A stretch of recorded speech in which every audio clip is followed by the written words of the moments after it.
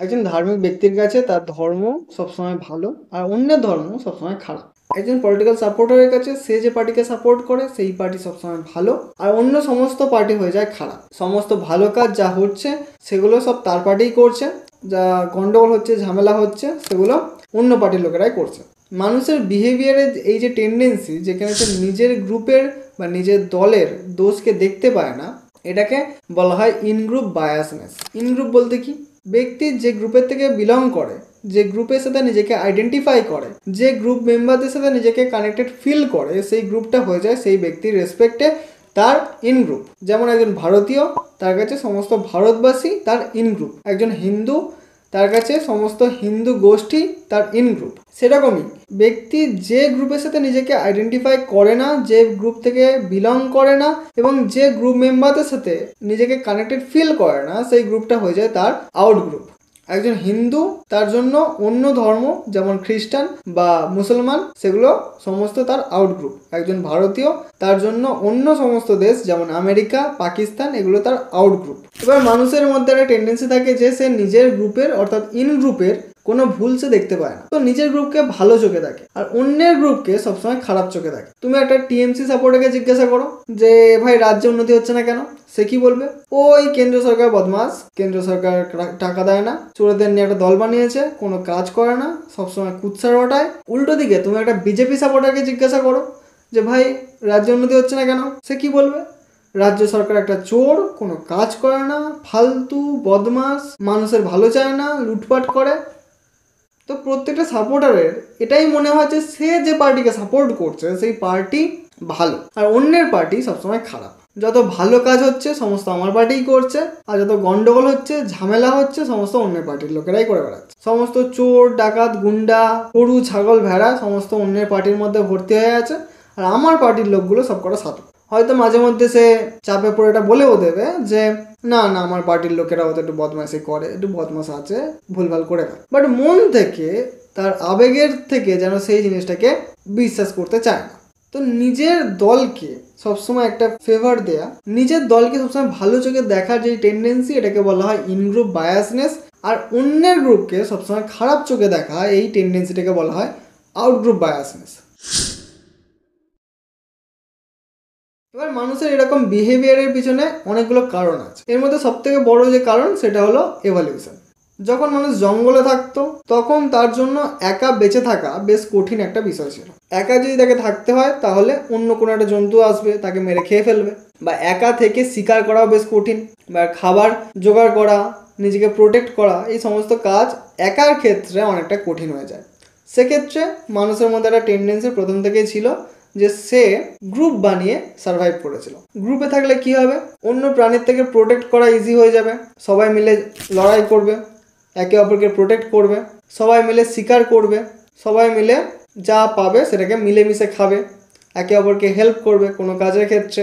আবার যে নবজাত শিশুরা জন্মাবে তাদেরকে প্রোটেক্ট করা ইজি হবে একটা গ্রুপের ক্ষেত্রে, তার ফলে নিজের প্রজাতির বংশবিস্তার আরও সহজ হবে। তো এই সমস্ত কারণের জন্য মানুষ প্রথম থেকেই গ্রুপ বানিয়ে থেকেছে। আর এই গ্রুপ বানিয়ে থাকার জন্য মানুষের মধ্যে টেন্ডেন্সি তৈরি হয়েছে নিজের গ্রুপের প্রতি লয়াল থাকার, নিজের গ্রুপ মেম্বারদেরকে ভালো চোখে দেখার, নিজের থেকে গ্রুপকে বেশি প্রায়োরিটি দেওয়ার। যে কারণের জন্য টেন্ডেন্সি তৈরি হয়েছে ইন গ্রুপ বায়াসের, যে আমার গ্রুপ তো ভাই ভালো, আমার গ্রুপ তো আমাকে প্রোটেক্ট করে, আমার গ্রুপ তো আমার জন্য, আমার সার্ভাইভের জন্য আর আমার জিনের সার্ভাইভের জন্য উপযোগী। আবার এর উল্টো জিনিসটাও ঘটতো, খাবার লিমিটেড আছে, খাবার তৈরি করা হচ্ছে না, যেটুকু পাওয়া যাচ্ছে ওইটুকুই, কোথাও বেশি আছে কোথাও কম আছে। থাকার মতো ভালো জায়গা যেখানটায় নিজেকে প্রোটেক্ট করা যাবে সেই সব জায়গাও পাওয়া খুব কঠিন। তো সেই সমস্ত কারণের জন্য বিভিন্ন গ্রুপের মধ্যে ঝামেলা লেগেই থাকতো। কোনো একটা শিকার পাওয়া গেল, অন্য একটা গ্রুপ ছুটে আসে সেই শিকারটাকে নিয়ে পালানোর জন্য, তো দুজনের মধ্যে মারপিট হচ্ছে, ঝামেলা হচ্ছে। এই সমস্ত কারণের জন্য প্রত্যেকটা গ্রুপ একে অপরকে নিজেদের শত্রু হিসেবে দেখতে শুরু করেছিল। একই ভাবছে যে আমার গ্রুপ তো আমাকে প্রোটেক্ট করছে, কিন্তু ওই গ্রুপটা কি হচ্ছে, ওই গ্রুপটা আসছে আমাকে মারার জন্য, আমাকে মারতে পারলে এই রিসোর্সগুলো পাবে যাতে করে ও সার্ভাইভ করতে পারবে, তো আমাকে ওর সাথে লড়াই করতে হবে। যে কারণের জন্য জন্ম হয়েছে কিসের না, আউট গ্রুপ বায়াসনেসের।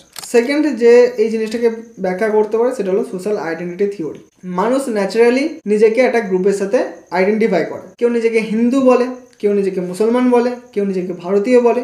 কিন্তু ঠিক করে যদি আমরা এই জিনিসটাকে দেখি তাহলে এগুলো কি? এগুলো জাস্ট একটা নাম। একটা বাচ্চা যে একটা হিন্দু পরিবারে জন্মেছে এবং ছোটবেলা থেকে তার বাবা মা তার কানের ধারে বলতে শুরু করেছে, তুমি হিন্দু, তুমি হিন্দু, তুমি হিন্দু, তুমি হিন্দু। আর ইভেনচুয়ালি একটা সময় সেও নিজেকে কি বলেছে, আমি একজন হিন্দু। ঠিক যেরকম তার নাম, ছোটবেলায় তার একটা নামকরণ করা হয়েছিল যে তুমি বাবা হারাধন, হারাধন, হারাধন, হারাধন। আর ইভেনচুয়ালি সে পরবর্তীকালে এই জিনিসটাকে স্বীকার করে নিয়েছে। আর এখন যদি তাকে জিজ্ঞাসা করা হয় যে ভাই তোমার নাম কি বা তুমি কে, সে বলবে কি আমি হারাধন। এবার প্রত্যেকটা গ্রুপের কিছু রুলস থাকে, কিছু নর্মস থাকে, কিছু রেগুলেশনস থাকে, যেগুলো আবার এই আইডেন্টিটির সাথে যুক্ত হয়ে থাকে। আমি হিন্দু মানে আমার কিছু রুলস অ্যান্ড রেগুলেশন আছে যেগুলো হিন্দু একটা গ্রুপ পালন করে, সেগুলো আমাকেও পালন করতে হবে যদি আমি নিজেকে হিন্দু বলে আইডেন্টিফাই করি। ধরো বাঙালি, তো বাঙালিদের মধ্যে একটা নির্দিষ্ট প্যাটার্ন আছে, তাদের খাবার একটা নির্দিষ্ট চয়েস আছে, বিভিন্ন রিচুয়ালস আছে, তাদের বিহেভিয়ার, তাদের কথা বলার ধরন, তাদের সম্পর্ক তৈরি করার ধরন, তাদের মধ্যে একটা নির্দিষ্ট প্যাটার্ন দেখা যায়। এবার এই আইডেন্টিটির সাথে এই সমস্ত কিছু জড়িত আছে। এবার এগুলোর জন্য কি? এগুলোর জন্য 1 নম্বর, একে অপরের সাথে গ্রুপের প্রত্যেকটা গ্রুপ মেম্বারের মধ্যে কমিউনিকেশন ইজি হয়ে যায়। প্রত্যেকের ভাষা সেম, প্রত্যেকের জেস্টার সেম, ইজিলি একে অপরের সাথে কমিউনিকেট করা যায়।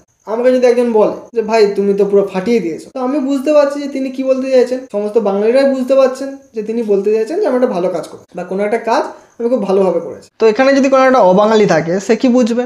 সে প্রথম তো গুগল ট্রান্সলেটারে গিয়ে লিখবে, তারপর সে পরে কি বলবে, ও তার মানে এই মালটা গুন্ডা বদমাশ, এর থেকে দূরে থাকতে হবে। তো এটাই যে সে কমিউনিকেট করতে পারছে না গ্রুপের মধ্যে। আমার যে ভাষা, এই গ্রুপের যে ভাষা, এই গ্রুপের যে কথা বলার ধরন, এগুলোকে জানতে হবে, তারপরে সে গিয়ে আমাদের কথোপকথনকে বুঝতে পারবে। কিন্তু গ্রুপ মেম্বারদের ক্ষেত্রে এটা খুব ইজি হয়ে যায়। 2 নম্বর, গ্রুপ মেম্বারদের মধ্যে বিলঙ্গিংনেস বৃদ্ধি পায়। আমরা সকলে একটা গ্রুপের মধ্যে একই ধরনের বিহেভিয়ার শো করি, একই ধরনের ভাবনা চিন্তা করি, যার কারণের জন্য একে অপরের সাথে সম্পর্ক বেটার হয়। আমি একটা আত্মীয়ের বাড়িতে গেছি, যেখানে আমি 2 থালা ভাত খেয়েছি, এবার আমি 2 ঘন্টা ভাত ঘুম দেবো, কিন্তু আমি এই জিনিসটা জানি যে এই জিনিসটা করলে আমাকে কেউ জাজ করবে। কেন? কারণ এখানে সবাই তো তাই করছে, তো কে আমাকে জাজ করবে? 3 নম্বর কি, একে অপরের প্রতি ট্রাস্ট তৈরি হয়। আমি জানি যে আমাদের কালচারে এক্সট্রা ম্যারিটাল অ্যাফেয়ারকে খারাপ মনে করে সবাই, আর ডিভোর্স বিষয়টাকেও খুব বেশি ভালো চোখে দেখা হয় না। তো সেই কারণের জন্য আমি যদি কাউকে আমার পার্টনার হিসেবে চুজ করতে চাই, তাহলে আমাকে এই দুটো বিষয় চিন্তা করতে হবে না। আমি জানি যে আমি যাকেই চুজ করব, সে না এক্সট্রা ম্যারিটাল অ্যাফেয়ার করতে যাবে, না ডিভোর্স করবে। তো আমার যার পছন্দ আমি তাকে চুজ করব আমার ক্রাইটেরিয়া অনুযায়ী, কারণ আমার এই দুটো বিষয় চিন্তা করতে হবে না, বাকি বিষয় আমার চিন্তা করার